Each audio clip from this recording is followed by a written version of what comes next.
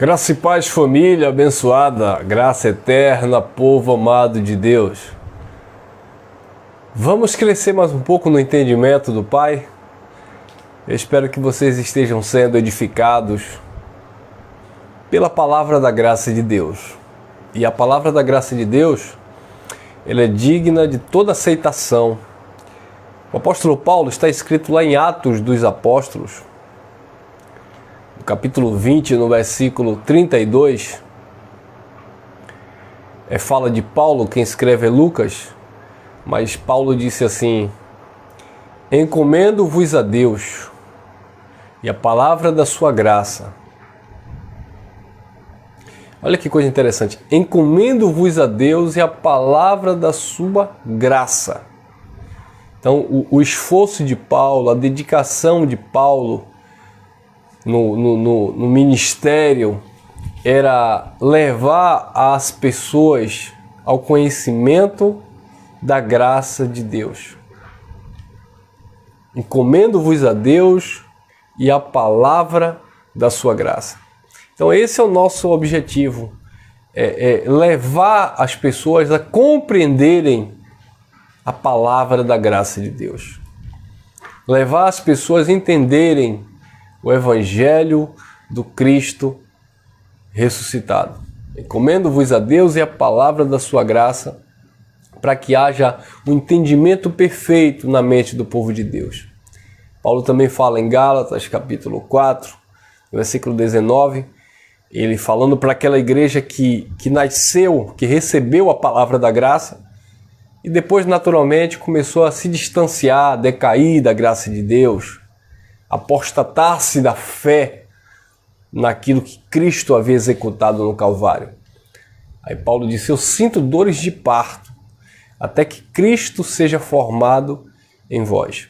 Uma vez que Cristo, mediante esta palavra, é formado na tua mente, na tua consciência, uma vez que verdadeiramente você é liberto pelo conhecimento, e conhecereis a verdade vos libertará. Uma vez que você tem a sua mente lavada com água limpa, coração purificado da má consciência, não tem como você, se arrepender, não tem como você desfazer, não tem como você desprezar tamanha salvação na tua mente mediante este conhecimento. Essa é chamada salvação da alma. Quando você conhece esta palavra e repousa, descansa no eterno, descansa em Deus, entra nesse descanso maravilhoso. E esse é o tema, abençoados, que eu quero falar com vocês. O sangue da aliança eterna, ou o sangue do concerto eterno. Houve um conserto, e esse conserto, essa correção, ela foi para todo sempre. É um conserto eterno. Essa correção foi uma correção eterna. Cristo não foi para a cruz para dar uma melhorada em alguma coisa. Cristo não foi para a cruz para fazer 50% e aí o homem vem com mais 50% e está tudo certo. Não.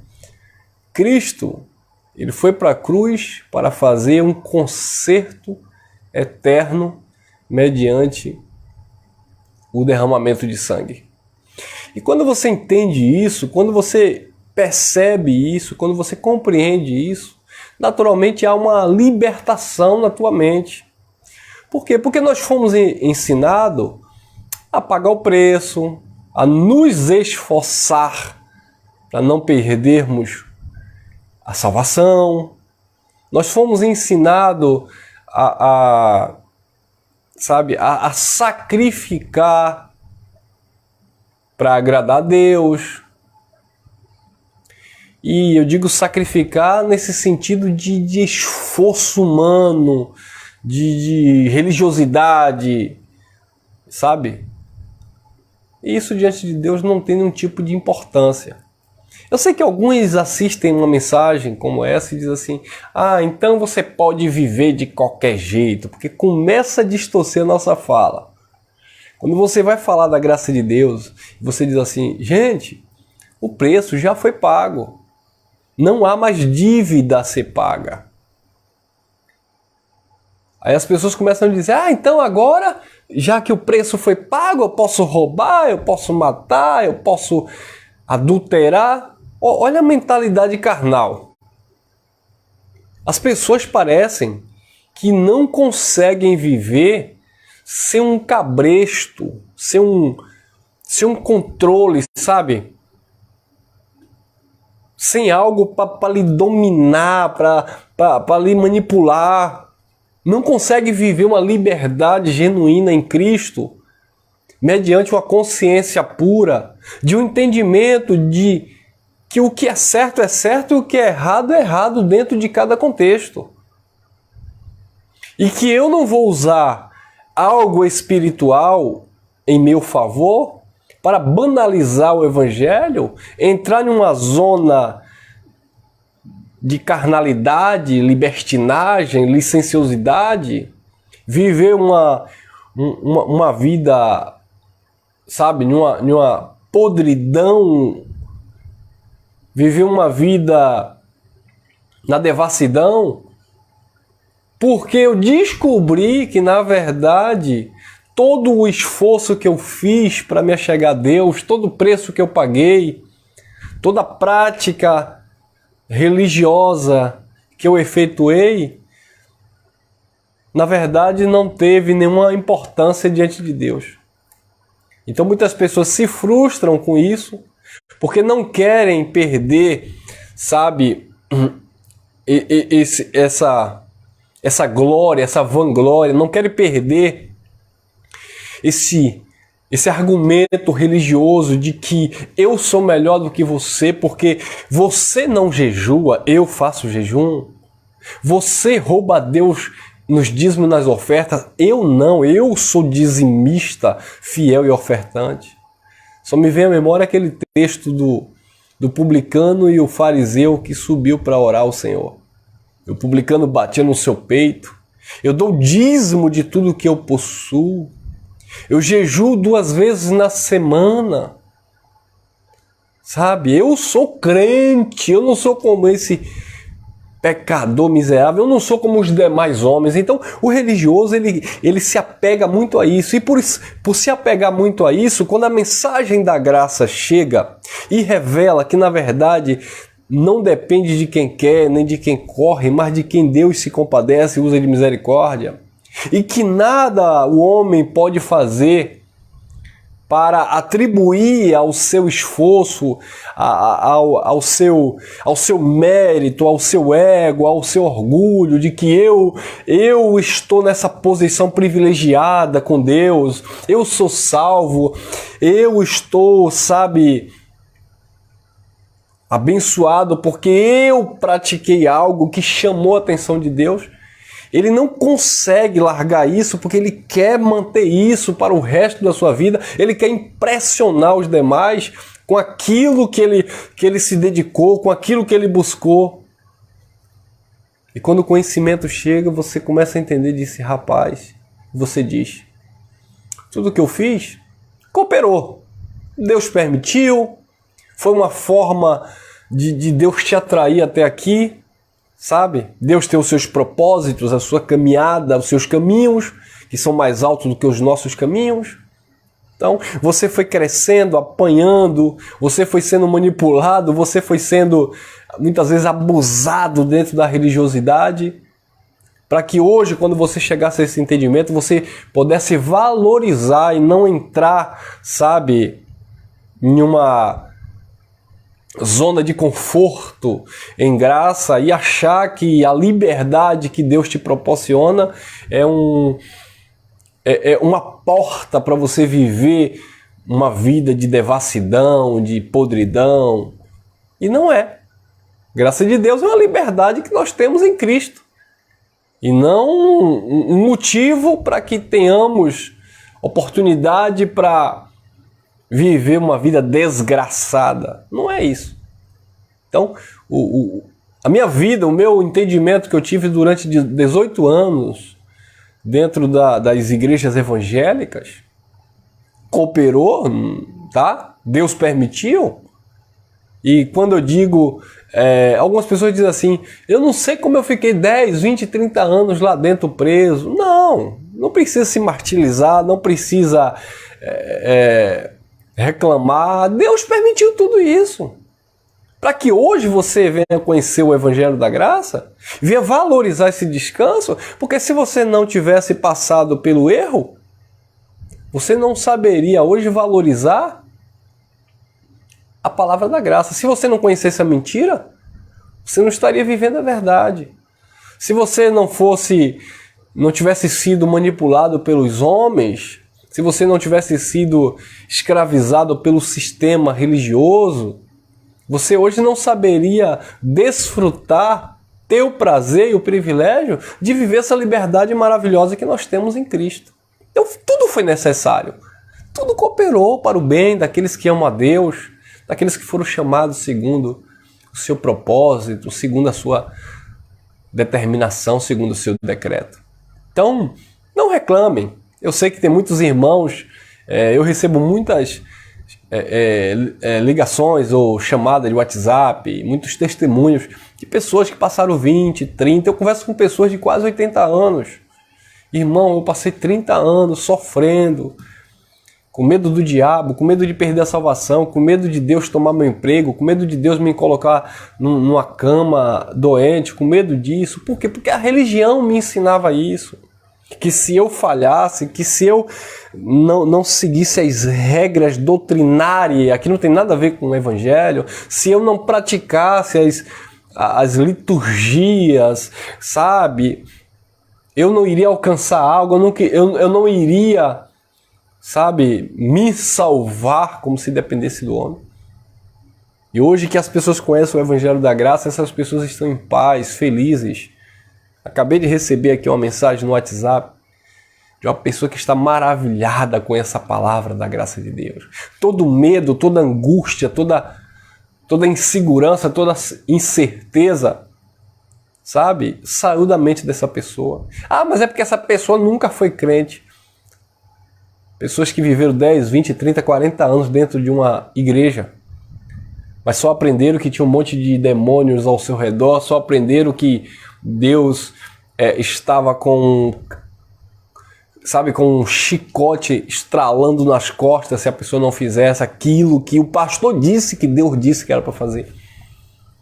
Porque na verdade, como Jó disse, antes eu ouvia falar de ti, mas hoje, na graça de Deus, os meus olhos, a minha mente, o meu entendimento consegue te ver, te enxergar o teu amor, a tua bondade, a tua justiça, a tua verdade. Entender que o homem, ele é justificado na sua consciência pela fé nos feitos de Cristo. E que eu vou crescendo de glória em glória, de fé em fé, sendo transformado. Com esse entendimento que vai lavando e purificando a minha mente. Tirando tudo aquilo que me contaminou, tudo aquilo que embotou, cauterizou a minha consciência. Hoje eu consigo andar com as minhas próprias pernas, sendo conduzido pelo Espírito, sem medo, sabe? Por quê? Porque de fato houve um conserto no sangue de Cristo. Houve de fato uma reforma. A reforma não foi com Lutero. A reforma não é o protestantismo, a reforma não é um pensamento teológico, não, a reforma na verdade, e a única, houve no Calvário um conserto. A lei, ela não era perfeita, ela não aperfeiçoava, ela dava força ao pecado. Foi necessário remover o primeiro pacto para estabelecer o segundo no sangue de Cristo. E é neste segundo e na plenitude de todas as coisas que nos encontramos abençoados. Os espíritos dos santos justos sempre esteve no Pai, com o Pai. A nossa alma, a nossa mente é salva e hoje desfruta desse descanso mediante este conhecimento. A nossa mente foi restaurada. Sabe? Houve uma ressurreição. Fomos arrebatados, a palavra arrebatamento, do grego harpazo, tomado à distância, tomado para si. Fomos tomados para Deus, pertencemos a Ele, somos deles e estamos seguros nele. É necessário compreender essas coisas. Olha lá, carta aos Hebreus, capítulo 13, versículo 20 e 21. Diz assim: ora, o Deus de paz... Só aqui já destrona, sabe, todo conceito religioso onde as pessoas não conseguem ter paz. E é campanha, é projeto, é propósito, é desafio com Deus, é sacrifício no altar, é jejum de Daniel, é busca do Espírito Santo, é sobe no monte, é vigília às madrugadas, é isso. Cadê a paz? E o Deus de paz, que pelo sangue do concerto eterno, houve um concerto eterno em Cristo.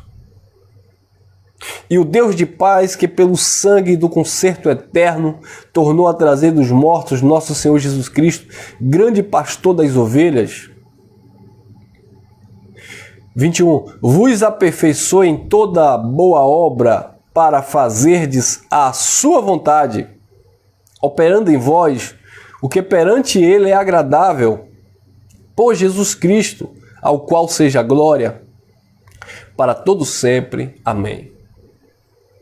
O Deus de paz, que pelo sangue do concerto eterno, houve um concerto eterno. Quando Jesus, naquela cruz, João 19, 30, quando ele bradou, Tetelestai, está consumado. Houve um conserto, a genuína reforma, sabe? Tira o velho para estabelecer o novo, tira o primeiro para estabelecer o segundo. A lei dava força ao pecado, mas onde abundou o pecado, que foi dentro do pacto da lei, superabundou a graça de Deus em Cristo. Aí Paulo fala aos Romanos, capítulo 6, versículo 14, o pecado não terá domínio sobre vós, pois não estáis debaixo da lei, mas debaixo da graça. Houve um conserto. Hebreus 7, 22 diz, de tanto melhor conserto, Jesus foi feito fiador. De quanto melhor conserto, houve um conserto. Houve uma reforma definitiva. De fato, houve esse conserto. Hebreus 7, 12 diz assim, porque mudando-se o sacerdócio, necessariamente também se faz mudança da lei. Houve uma mudança da lei. Porque mudando-se o sacerdote, necessariamente se faz mudança da lei. Saiu o sacerdócio levítico da lei de Moisés e entrou o sacerdócio eterno, segundo a ordem de Melquisedeque, por Cristo Jesus. Mudou o sacerdote, também mudou a lei.